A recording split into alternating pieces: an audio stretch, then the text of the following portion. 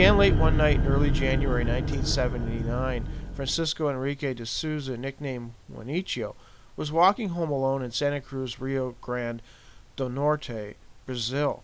When he was about halfway, surrounded by farmland, he decided to light a cigarette.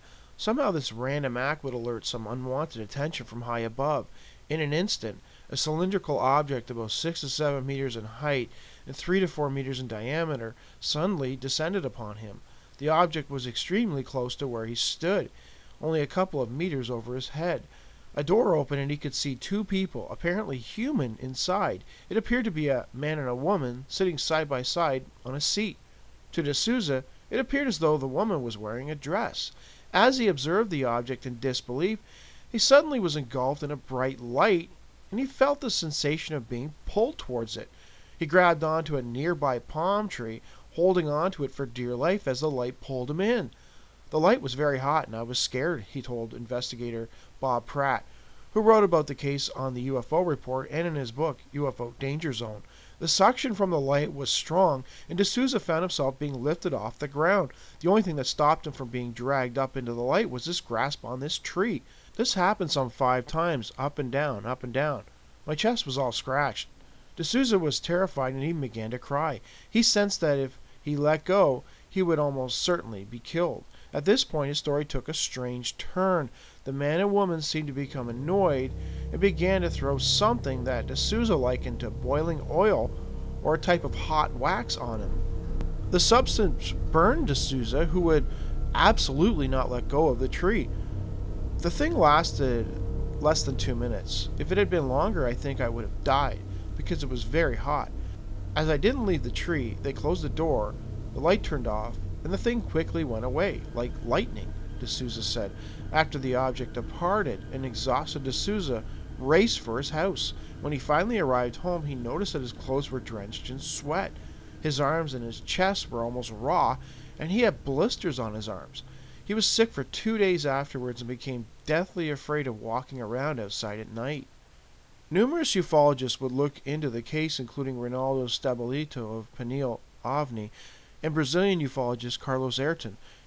Interestingly, Ayrton would offer his own thoughts on the strange detail of the boiling hot oil, which was dumped on de Souza.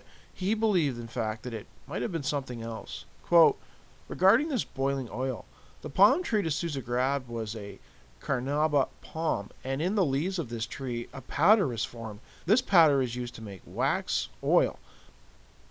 So the heat generated by the UFO overhead melted this powder, and it dripped over the poor fellow grabbing the tree, who thought the UFO was throwing boiling oil over him.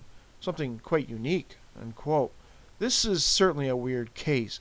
Bob Pratt believed that de Souza was telling the truth, and that the events in question happened, and this seemed to have been backed up by de Souza's own son Benedito Enrique.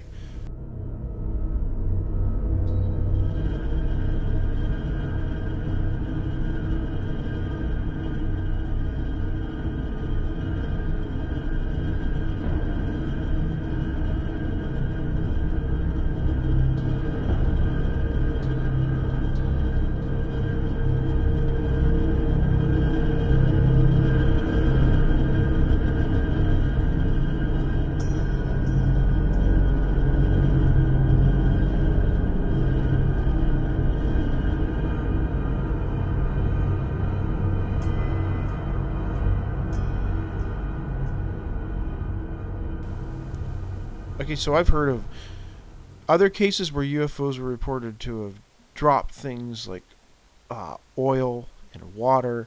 The Maury Island incident, where it left some material that actually, I think it broke a kid's arm.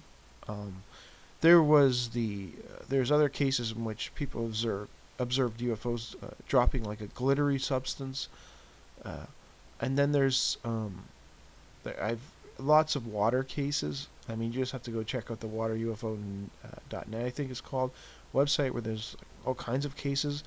But